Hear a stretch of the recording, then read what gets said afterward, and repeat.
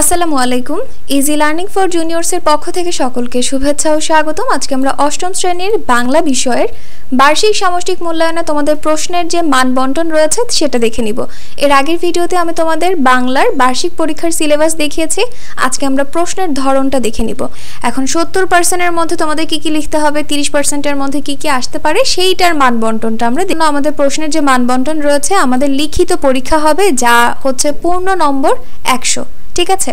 আর এই ক্ষেত্রে তোমাদের কি কি প্রশ্ন আসবে তা একটু আমরা দেখে নেই।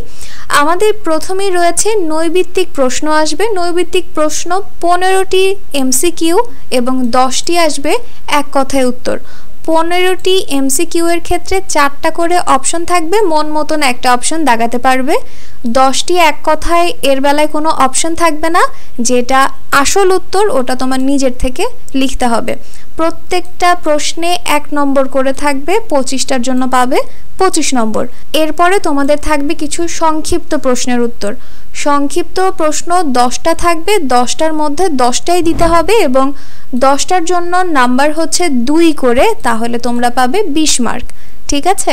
এরপরে তোমাদের রয়েছে রচনামূলক অংশ। রচনামূলক অংশে তোমাদের দৃশ্যপটবিহীন 5টা প্রশ্ন থেকে 3টা উত্তর করতে হবে। দৃশ্যপটবিহীন বলতে উদ্দীপকের কথা বলা হয়েছে। আমরা যে পরীক্ষা দিয়েছিলাম আগে সৃজনশীল, তোমরা তো অনেকে এরকম প্রশ্নগুলো দেখেছিলে, সৃজনশীল প্রশ্ন, সেখানে একটা উদ্দীপক দেয়া থাকতো, সেই উদ্দীপকের উপর ভিত্তি করে আমাদের প্রশ্নের উত্তর করতে হতো। তো ওইটাই হচ্ছে উদ্দীপক বা দৃশ্যপট।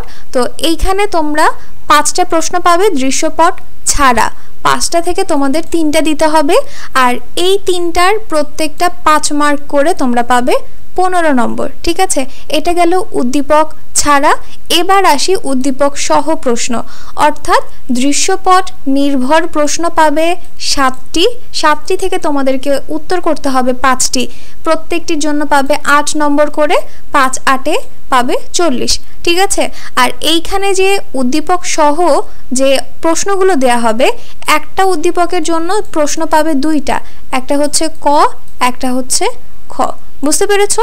তার মানে একটা উদ্দীপকের জন্য 2টা প্রশ্ন, এরকম তোমাদের 5টা করতে হবে। এই হচ্ছে তোমাদের প্রশ্নের মান বন্টন। ঠিক আছে। আর এইখানে 100 মার্কের পরীক্ষার জন্য তোমরা পাবে সময় 3 ঘন্টা। ঠিক আছে। ভালো একটা সময় পাবে, তবে লেখা খুব দ্রুত লিখতে হবে, কারণ তোমাদের এই সকল দৃশ্যপট নির্ভরে কিন্তু প্রশ্নের উত্তর ভালোই বড় করে, মানে মেইন কথাগুলো অবশ্যই তুলে ধরতে হবে। এখন এই যে 100 নম্বরের মধ্যে যা পাবে সেটাকে 70%-এ কনভার্ট করা হবে। 70%-এ কনভার্ট করার পরে তোমাদের বাকি যে 30% রয়েছে শিক্ষণকালীন মূল্যায়ন, এই 30 নম্বর কিসের উপর ভিত্তি করে পাবে?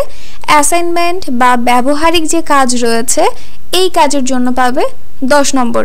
অবশ্যই এই কাজগুলোর যে এক্সাম্পল বা নমুনা, অর্থাৎ অ্যাসাইনমেন্ট যদি তুমি পেজের মধ্যে লিখো সেটা দেখাতে হবে, বা তুমি যদি বাসা থেকে কোনো কিছু বানিয়ে নিয়ে আসো, তৈরি করে নিয়ে আসো, সেটা অবশ্যই টিচারকে এক্সামের দিন শো করতে হবে।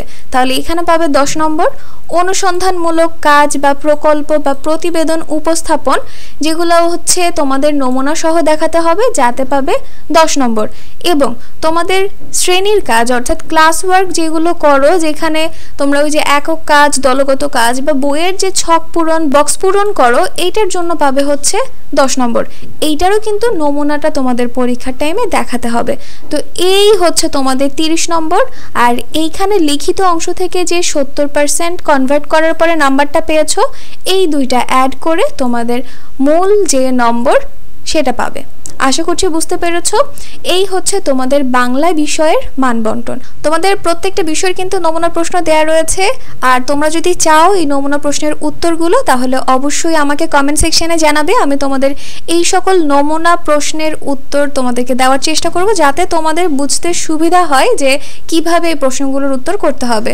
তো আজকের ভিডিওটি এই পর্যন্তই। ভিডিও যদি তোমাদের কাছে ভালো লেগে থাকে তাহলে অবশ্যই সাবস্ক্রাইব করে দিবে এবং পাশে থাকা বেল আইকন বাটনটি প্রেস করে দিবে। তো আজকে এই পর্যন্তই। আল্লাহ হাফেজ।